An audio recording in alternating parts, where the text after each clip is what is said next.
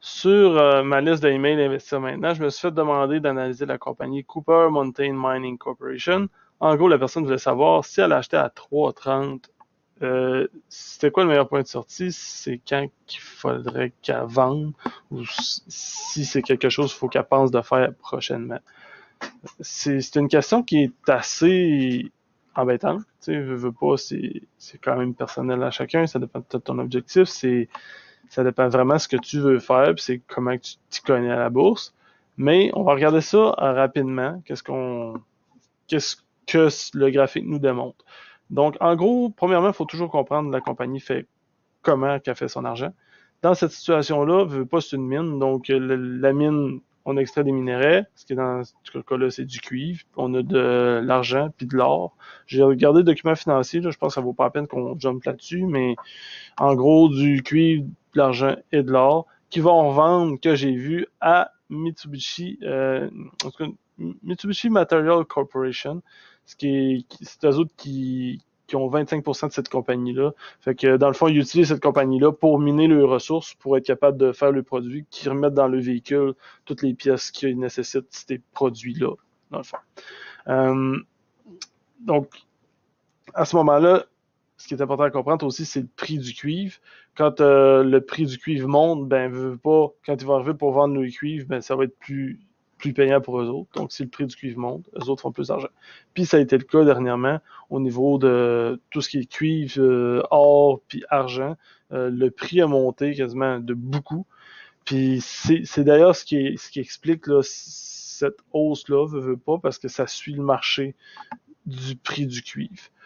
Mais pour cette compagnie-là spécialement, il y a eu comme un double sentiment, une double hausse, mettons, parce que veut pas la compagnie, elle a miné plus, puis elle a trouvé plus de la bonne qualité en termes de cuivre. Donc, en trouvant plus de qualité, elle a été capable de vendre ça plus cher. En vendant ça plus cher, elle a fait plus de profit. Puis on le voit ici quand on descend. On a juste à regarder au niveau de l'annuel, 2017, 2018, 2019, 2020, comme un bon profit au niveau de 2020. Là, si on regarde 2021, d'habitude, on tourne autour de 91, 94, 106.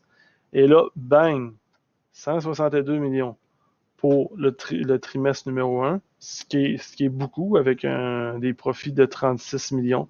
C'est quand même très, très bien. C'est un bon changement, là. C'est carrément la moitié de plus, là.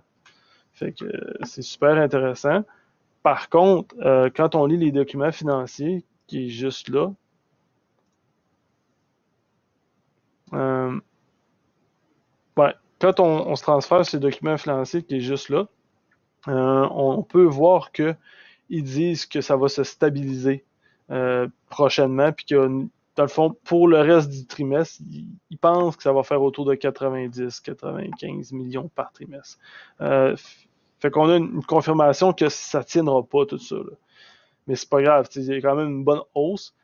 Fait que c'est important à comprendre que ça va venir jouer aussi dans les chiffres de la compagnie au niveau de l'année. Fait que c'est intéressant de faire une hausse comme ça. Par contre, au niveau du graphique, quand on va fouiller encore un peu plus, euh, au niveau du technique, au niveau de notre question, quand quelqu'un qui achète à 3,30, c'est autour de là. OK? Donc, la personne va acheter aux alentours d'ici.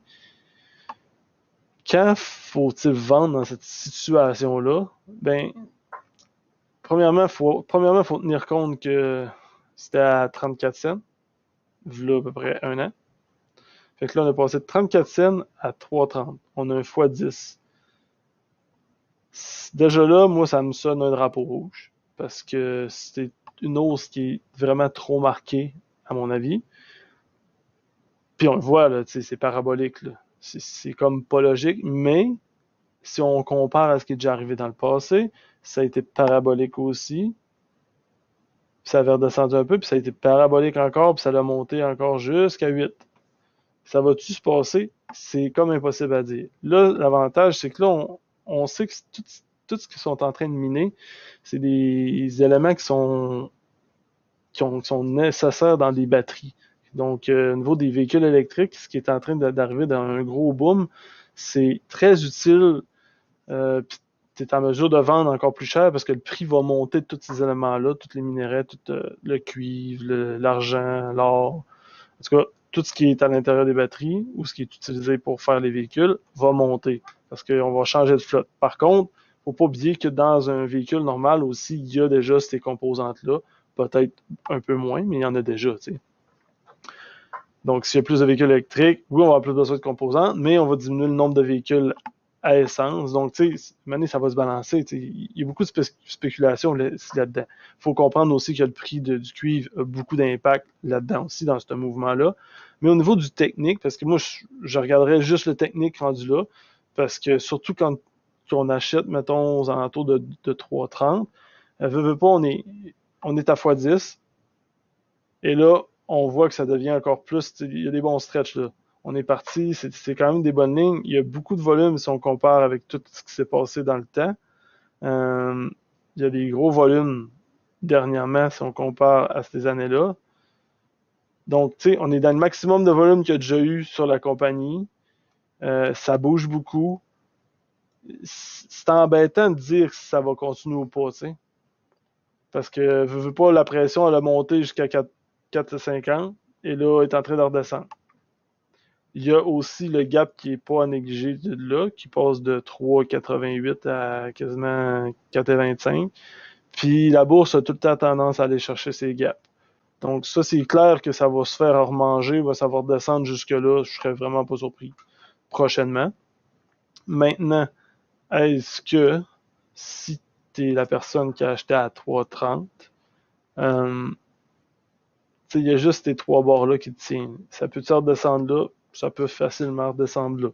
Parce qu'il y a eu beaucoup de volatilité, ça a monté beaucoup, ça peut redescendre beaucoup aussi. Mais il y a une bonne base quand même qui est là, qui est établie là avec un support à 3 piastres, qui est là.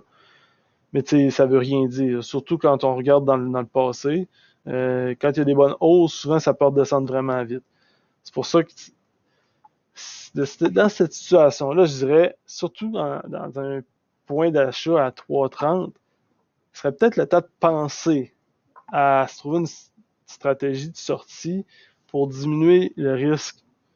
Parce que à ce niveau-là, on sort de x10, ça peut continuer, mais c'est comme ça peut planter aussi. On ne sait jamais ce qui va se passer.